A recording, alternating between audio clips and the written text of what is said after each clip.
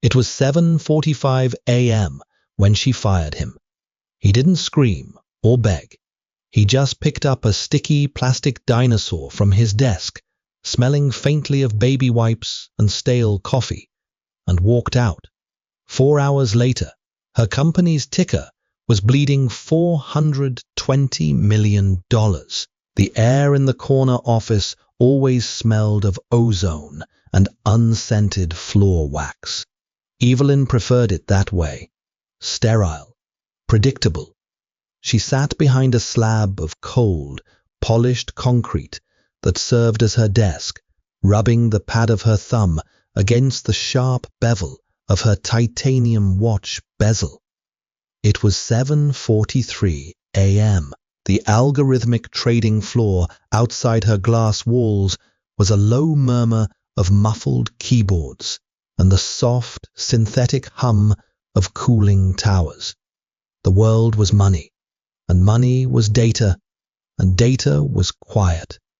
Until the elevator dinged. Arthur shuffled onto the floor at 7:44 a.m. He didn't walk. He dragged his center of gravity. His gray slacks were bunched at the waist, held up by a belt missing its primary loop. He carried a stained canvas tote bag that sagged heavily against his knee, and as he passed Evelyn's glass wall, she saw the dark, bruised pockets of exhaustion under his eyes. Evelyn's jaw tightened. A sharp ache bloomed at the base of her skull. She pressed her manicured nails into her palms, feeling the sting of the half-moons. She stood, the sharp crack of her Louboutins against the hardwood cut through the bullpen like a gunshot. Heads didn't turn. Her floor was trained better than that, but the typing cadence stuttered. "Arthur," she said. Her voice was flat, a dead calm. He stopped, turning slowly. Up close, the smell of him hit her. Sour milk, Cheerio dust, the sharp tang of unwashed hair and cheap mass-market soap. "Ms. Croft," he mumbled. He shifted his weight.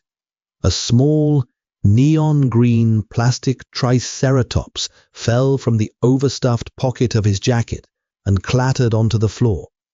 It spun in a lazy circle before stopping at the tip of Evelyn's shoe. She stared down at it. It was sticky. She could see a piece of lint adhered to its plastic horn. Disgust, cold and metallic, coated the back of her throat. "You're late," she said. "Again. This is the third time this month." Arthur swallowed. His Adam's apple bobbed in a throat that looked too thin for his collar. "I know. I'm sorry. Sophie had a fever of 102 this morning. I had to wait for my neighbor to come over because daycare wouldn't take—" "I don't care," Evelyn interrupted. The silence that followed was heavy. It pressed against the eardrums. Arthur blinked, the raw red rims of his eyes twitching. "Excuse me?" he whispered. "I don't care about your daughter's fever," Evelyn said, her voice dropping an octave, meant only for him. "I don't care about your childcare logistics.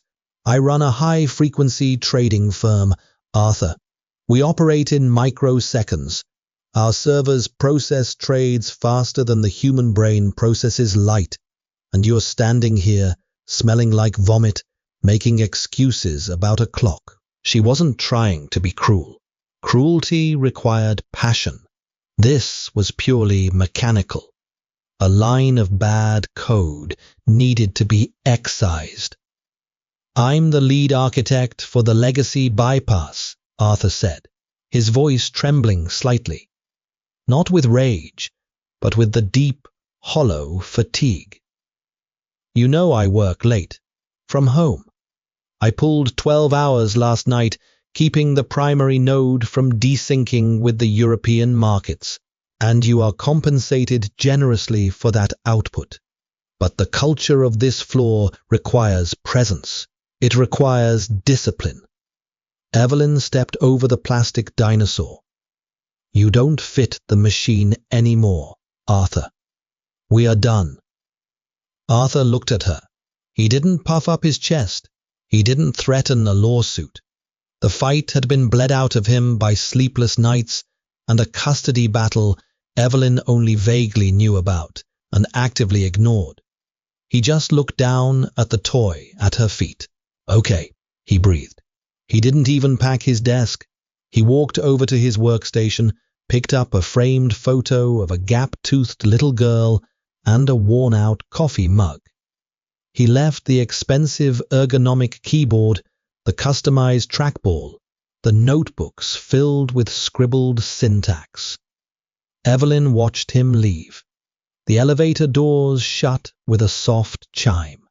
She exhaled, rolling her shoulders to release the tension. Order was restored. Someone throw that piece of plastic away, she snapped to the nearest junior dev, gesturing to the floor. And get it down here to wipe his terminal. She walked back to her concrete desk. It was 7:48 a.m. By 9:30 a.m., Evelyn was on her third espresso.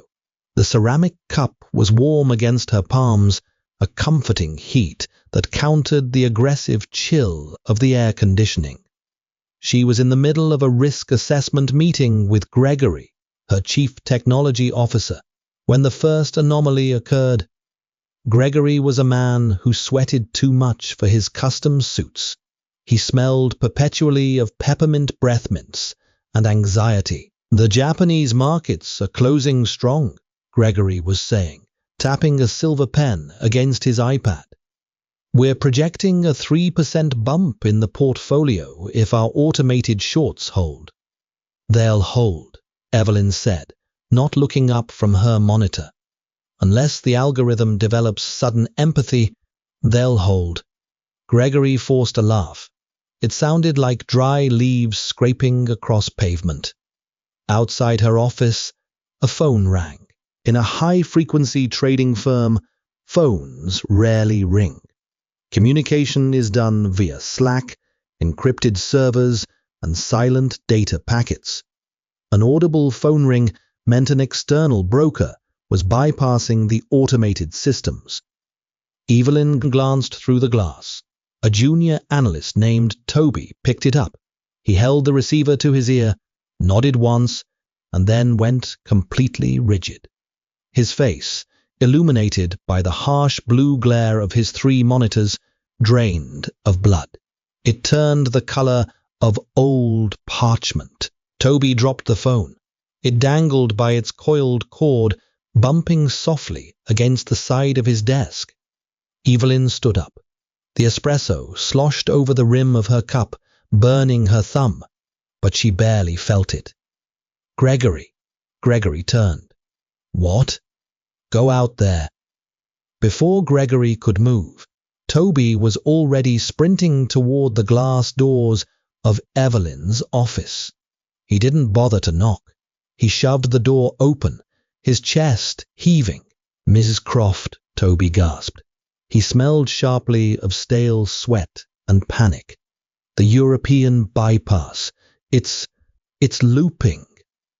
Define looping, Evelyn said, her voice remaining level, though a tiny cold hook embedded itself in her stomach. It's executing a recursive buy-sell order on natural gas futures, Toby stammered, pointing frantically back at his desk. But it's not clearing the cells.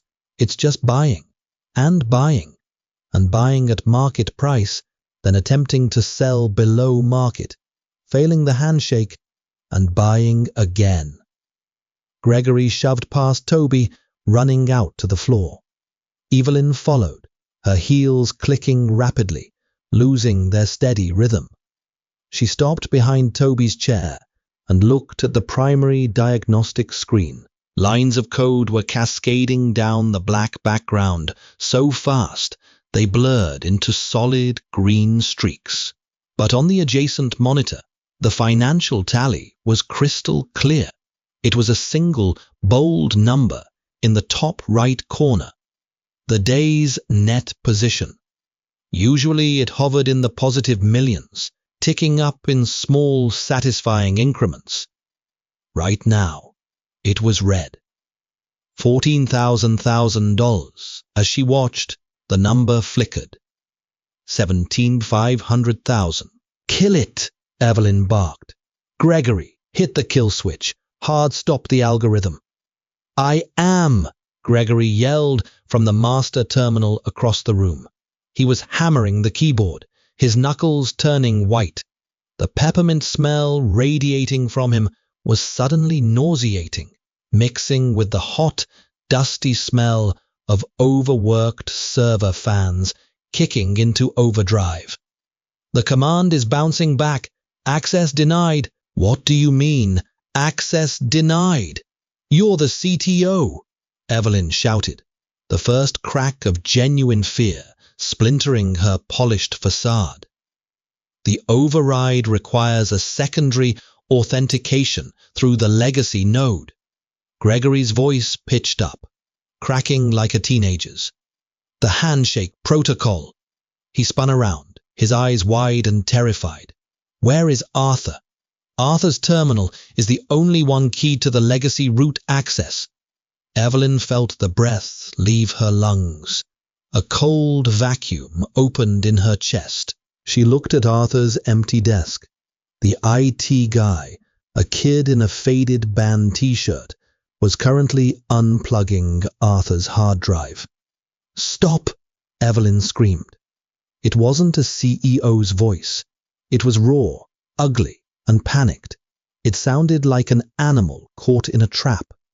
The IT kid froze, dropping a tangle of Ethernet cables. Evelyn pushed past Toby, her hip colliding hard with the edge of a desk.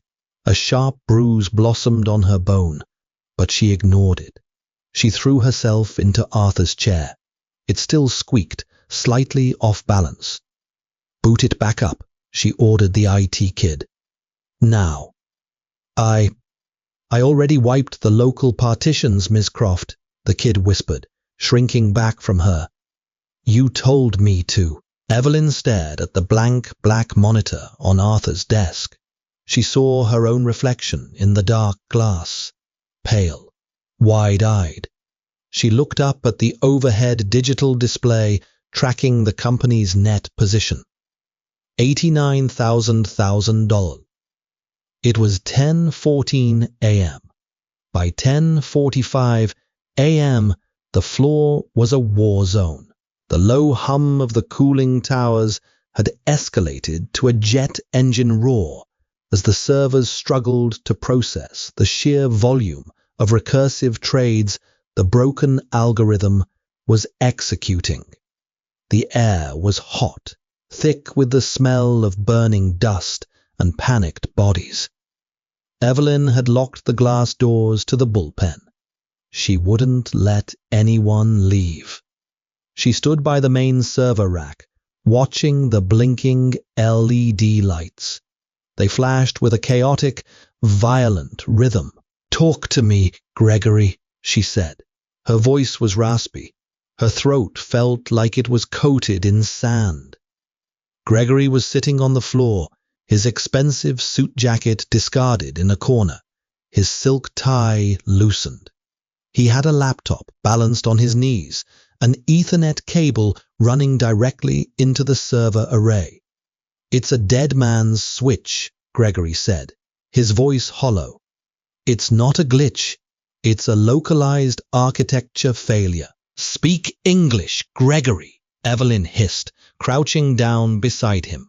The heat radiating from the servers made her eyes water. The legacy system, the old code that connects our modern predictive models to the actual exchange APIs. It's fragile. We knew it was fragile, Gregory explained, wiping sweat from his forehead with a shaking hand. Arthur didn't just maintain it. He was actively stabilizing it. Every morning he had to manually input a localized key to align the server clocks with the exchange clocks. Evelyn felt a sickening wave of vertigo. A manual key. Why wasn't that automated? Because the exchange's timestamp protocols shift dynamically to prevent microsecond spoofing, Gregory snapped, finally showing teeth. Arthur built a patch, an ugly makeshift patch that he had to baby every single day. If the key isn't entered by market open, the system thinks it's being spoofed, Evelyn realized, the horror blooming fully in her mind. Exactly. It panics. It enters a fail-safe loop, trying to dump assets to protect the portfolio, but the timestamps don't match, so the exchange rejects the sales. But it accepts the buys. Gregory let his head fall back against the metal grating of the server rack. We are buying toxic, leveraged assets at premium prices, and we can't sell a dime. Evelyn pushed herself up. Her legs felt weak, like water. She walked stiffly to the center of the room. The large overhead monitor was no longer just red. It felt like it was bleeding into the room. 210,000 to 400,000. $210 million. Gone. Evaporated into the digital ether. Call him, Evelyn said. Toby, sitting nearby with his head in his hands, looked up. Call who? Call Arthur, Evelyn screamed. She grabbed a metal stapler off a desk and hurled it at the glass wall. It struck with a deafening crack, leaving a spiderweb of white fractures in the tempered glass. The loud noise made several developers flinch. Call him on his cell. Call his home. Send an Uber to his house. We tried, Evelyn, Gregory said softly from the floor. He dropped the formalities. His cell is off. Go straight to voicemail. Evelyn closed her eyes. She felt a sudden, violent urge to vomit. The bitter espresso she had forced down earlier clawed at the back of her throat. She clamped her hand over her mouth, taking deep, shuddering breaths through her nose. The smell of the room, ozone, sweat, fear, was overwhelming. She staggered away from the center of the room, retreating into her concrete and glass office. She slammed the door shut, locking it. She leaned over her trash can, a sleek stainless steel cylinder, and dry heaved. Her ribs ached. Her perfect, unyielding posture collapsed. She braced her hands on her knees, staring down into the empty darkness of the bin, spitting a thick line of saliva. She was bleeding out. The company was bleeding out. She dragged herself up and grabbed her personal cell phone. Her hands shook so badly she dropped it twice on the concrete desk. She scrolled through the employee directory, found Arthur's home number, and dialed. Ring, ring, ring. Hello? A tiny, high-pitched voice answered. Evelyn froze. Hello. Is Arthur there? Is your dad there? Daddy's making soup, the little girl said. Her voice sounded thick, congested. Evelyn closed her eyes. She pictured the plastic, sticky dinosaur on the floor. Sweetheart, I need to talk to your daddy. It's an emergency. Can you bring him the phone? He said he doesn't want to talk to work today. The little girl coughed. He said work made him sad. Please, Evelyn whispered. A single tear, hot and stinging, broke free and rolled down her cheek, ruining her foundation. She didn't wipe it away. Please tell him Evelyn needs him. Tell him I'm sorry. There was a clattering sound on the other end, like the phone being dropped on a kitchen counter. muffled voices in the background. Then a heavy sigh over the receiver. Ms. Croft, Arthur's tired voice came through the speaker. Outside Evelyn's office, a collective groan rose from the trading floor. She didn't have to look through the fractured glass to know what happened. She glanced at the secondary monitor on her desk. $420,000. The margin call limits had been breached. The brokers were forcibly liquidating their collateral. Arthur, Evelyn choked out, her voice breaking entirely. The bypass, it's looping. There was a long pause on the other end. Evelyn could hear the soft, rhythmic sound of a spoon scraping the bottom of a pot. A domestic, quiet sound. I know, Arthur said. You knew? Evelyn's grip on the phone tightened. Anger, hot and desperate, tried to flare up, but it was drowned by absolute terror. I didn't sabotage it, Evelyn. I just knew what would happen if I wasn't there to hold it together, he said gently. There was no malice in his voice, just exhaustion. You fired the only person holding up the bridge, and then you kept driving trains over it. How do we stop it? She begged. Arthur, please, I will double your salary. I will give you equity. I will give you whatever you want. Just give me the kill code. Another long silence. The sound of the spoon stopped. My daughter needs her medicine, Miss Croft, Arthur said. And I don't work for you anymore. Click. The line went dead. The dead tone of the dial cord echoed in the silent, glass-walled office. Evelyn lowered the phone.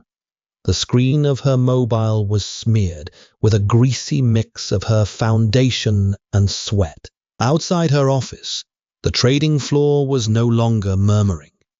It was a cacophony of overlapping shouts, the frantic clattering of mechanical keyboards, and the deafening jet engine whine of the server room's cooling units, pushed beyond their thermal limits. The heat in the bullpen was becoming physical. It pressed against the glass.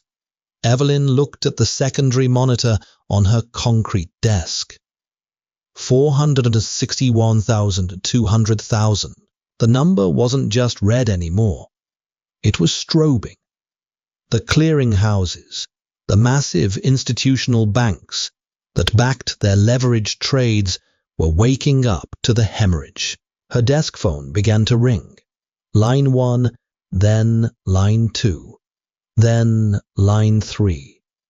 The blinking lights synced into a chaotic rhythm. It was the board. It was their prime brokers.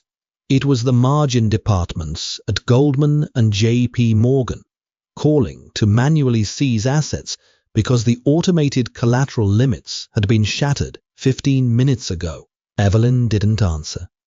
She stood up.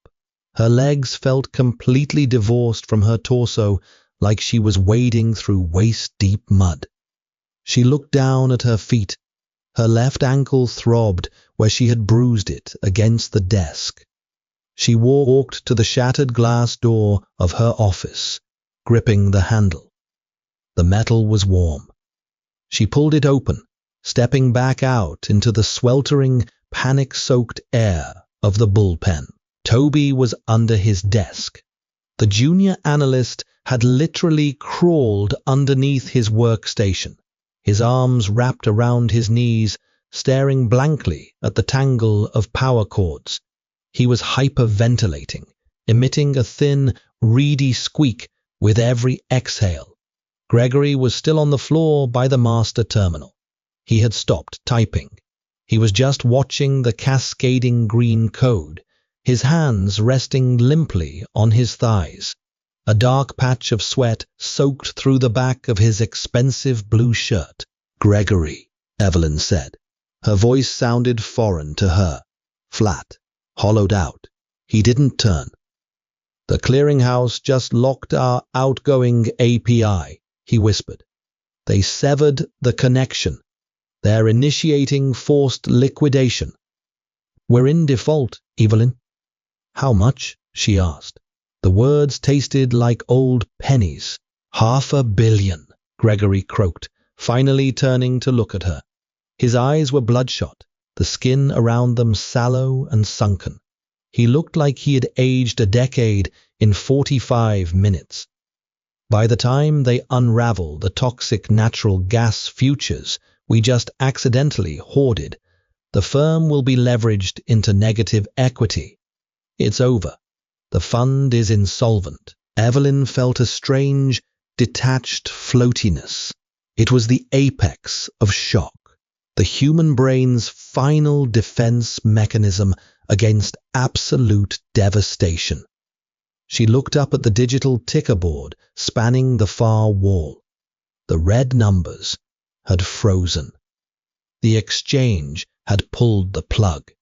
The algorithmic machine, her perfect, ruthless, emotionless machine, had eaten itself alive because it missed a single human heartbeat. Turn them off, Evelyn said, pointing a trembling finger toward the server room behind the glass partition.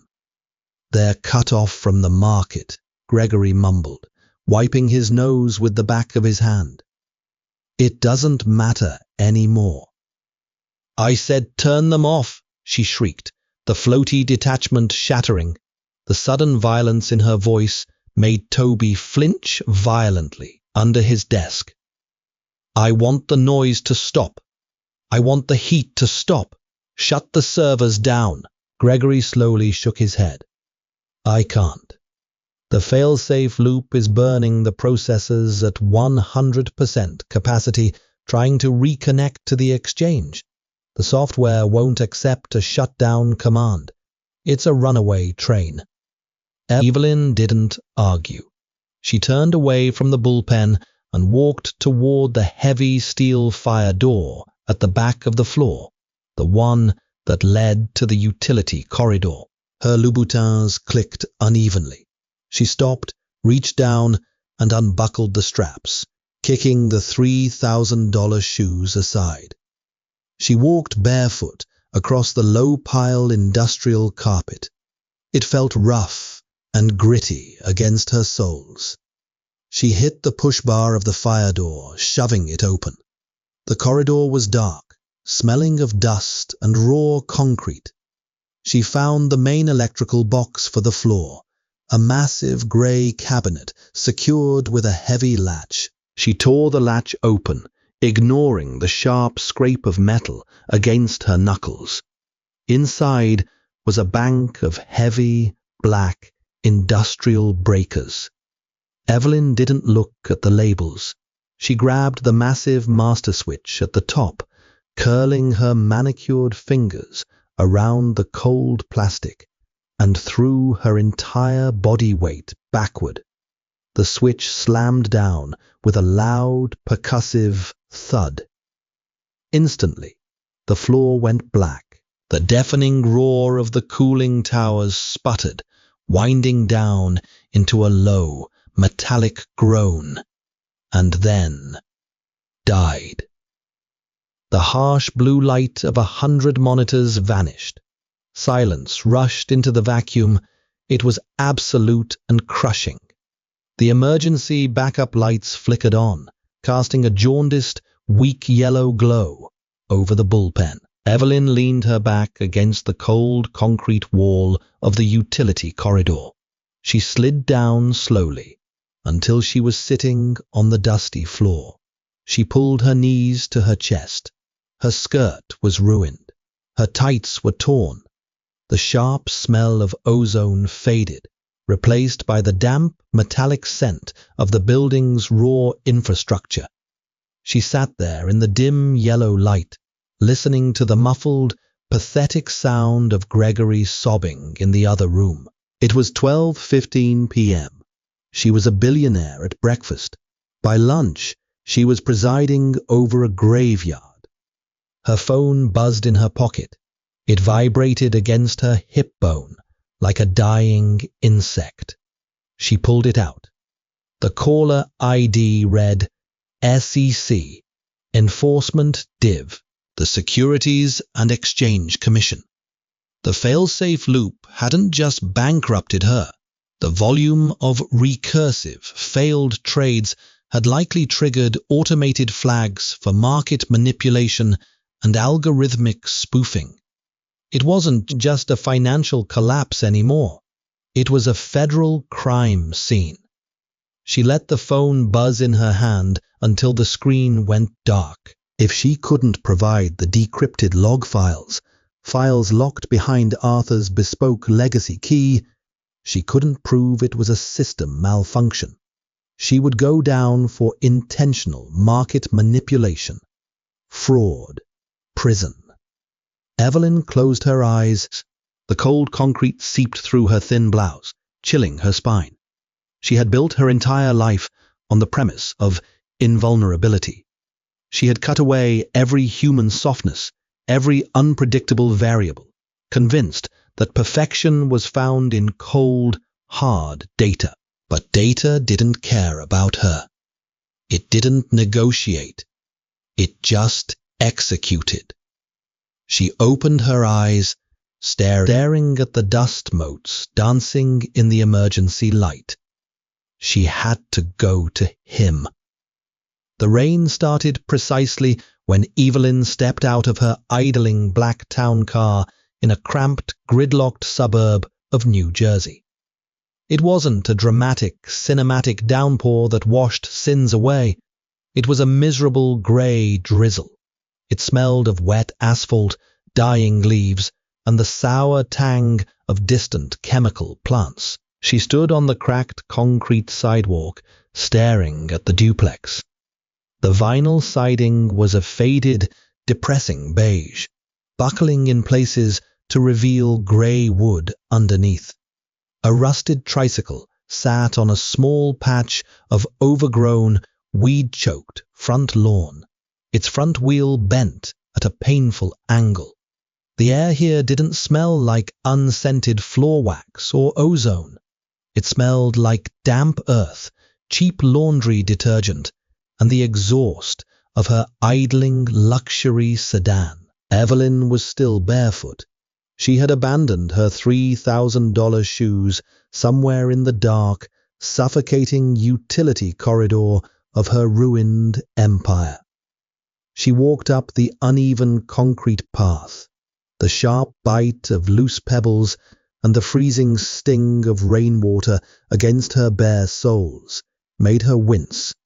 But the physical pain was a necessary anchor. It kept her from floating away into the paralyzing shock that gripped her chest.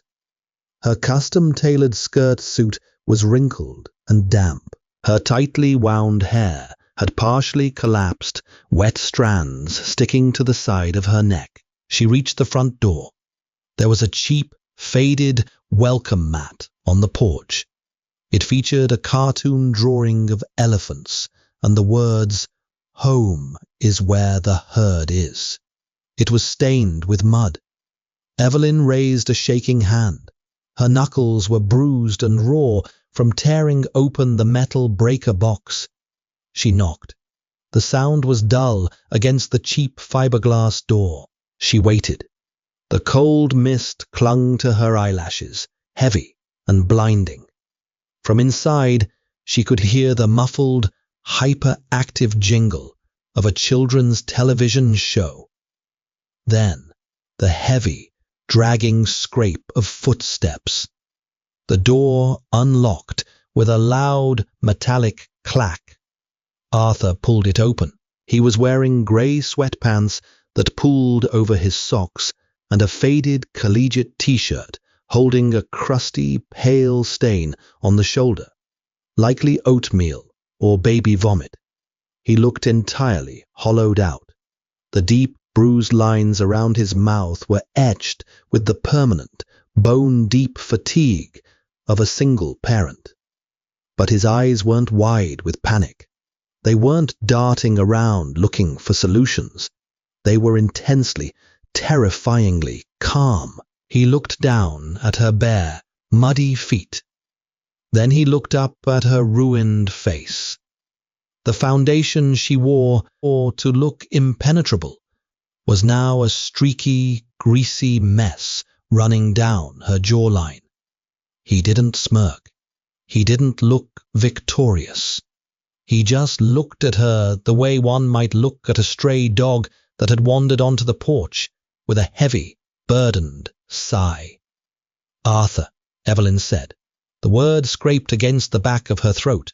Her voice, usually a weapon of precise calibration, was a dry, pathetic rasp. "Ms. Croft," he replied. His voice was hushed, barely carrying over the drizzle. "Sophie just fell asleep. Her fever finally broke 20 minutes ago, but she's completely wiped out." Evelyn stared at him. Her jaw trembled. The sheer, suffocating absurdity of it all struck her like a physical blow to the ribs. A multi-billion-dollar empire, a titan of Wall Street, completely incinerated. $500 million vanished into the digital ether, and the architect of its destruction was standing in a stained t-shirt, whispering so he wouldn't wake a toddler. "It's gone," Evelyn choked out. The words tumbled past her lips without her permission. She sounded like a frightened child. The fund, the company, the prime brokers severed the API and forced a liquidation. We lost $485 million. The doors are chained. Arthur leaned heavily against the cheap doorframe. He crossed his arms over his chest, rubbing his own shoulders to ward off the damp chill. "I figured. The European market operates on a razor-thin margin for error. Once the recursive loop hit 50 million, I knew the failsafes wouldn't be able to hold the collateral requirements." He spoke about the utter collapse of her life's work with the exact same mild, tired tone he might use to discuss a slow leak under a kitchen sink. The casual indifference gutted her more than anger ever could. "The SEC called me." Evelyn forced the words through her tightening throat, stepping closer to the porch awning to escape the freezing mist. "They're investigating us for algorithmic spoofing. Because of the volume of rejected trades, they think we intentionally flooded the exchanges to manipulate the natural gas pricing." Arthur nodded slowly, his eyes tracking a car driving past on the wet street behind her. The trading pattern would look exactly like that to an automated regulatory bot. Yes. Evelyn took another step forward. She could smell the inside of his house now. It wasn't sterile. It was a suffocatingly human smell. The sharp, sweet, medicinal tang of cherry-flavored children's syrup. The warm, heavy scent of chicken broth simmering in a pot. The faint, dusty smell of old carpet and heating vents. It made her stomach churn with a sudden, violent wave of nausea. "I need the decryption key, Arthur," Evelyn pleaded. The cold, mechanical CEO was completely gone. She was begging. Her nose was running, and she wiped it away with the back of her shivering hand. A deeply undignified gesture. "I need the legacy logs. I have to prove to the federal investigators that it was a system failure. A broken handshake protocol, not intentional fraud. If I don't give them the uncorrupted logs, Arthur, I am going to federal prison." Arthur looked at her. He watched a single drop of cold rain slide down her cheek, cutting a clean path through the smeared remnants of her makeup. "I told you," Arthur said softly, uncrossing his arms. "I told you. I was the only thing keeping that bridge up. I pulled 12 hours last night. I came in late today because my daughter was burning up, and I didn't have anyone else in the world to watch her. And you stood there in your perfect office, and you told me you didn't care. I was wrong. Evelyn's voice broke loudly, a sharp, ugly sound that echoed off the damp vinyl siding. Arthur instantly held up a finger to his lips, glaring at her with a sudden, fierce protectiveness. Evelyn clamped a hand over her own mouth, her chest heaving. She swallowed hard, lowering her voice to a desperate, wet whisper. I was wrong, she hissed, tears finally spilling over her lower lids. They felt hot and shameful against her freezing skin. I was stupid, I was arrogant, and I was cruel. I treated you like a broken cog instead of a human being, and I have lost everything. Everything is gone. She reached into the damp pocket of her blazer. Her trembling fingers brushed against something hard and plastic. She pulled it out and held it up in the grey, flat light of the afternoon. It was the little neon-green plastic triceratops, the sticky, cheap toy that had fallen from his pocket that morning. The morning that felt like it belonged to a different century. I didn't throw it away, Evelyn whispered, staring at the toy. Her hand shook so violently she nearly dropped it. I told the junior dev to throw it away, but I picked it up. I don't know why. I kept it. Arthur looked at the small plastic dinosaur. A flicker of something complicated crossed his tired eyes. It wasn't pity. Pity required a sense of superiority. It was just recognition. The quiet recognition of a broken thing, acknowledging another broken thing. He reached out. His fingers brushed against hers. His skin was warm. Hers was freezing. And he gently took the toy from her palm. Her name is Sarah, Arthur said quietly, looking down at the plastic horns. Sophie takes her everywhere. She cried for 20 minutes this morning when she realized I left with it. Evelyn let out a ragged, shuddering breath. She wrapped her arms around her own waist, shivering uncontrollably in the cold, wet air. Please, Arthur. Arthur sighed. It was a long, weary exhalation that seemed to carry the combined weight of his divorce, his sleepless nights, and the $500 million crater sitting in downtown Manhattan. He stepped back into the narrow hallway, leaving the door wide open. Come inside, Evelyn, he said, turning his back on her. Take off your wet jacket before you freeze to death.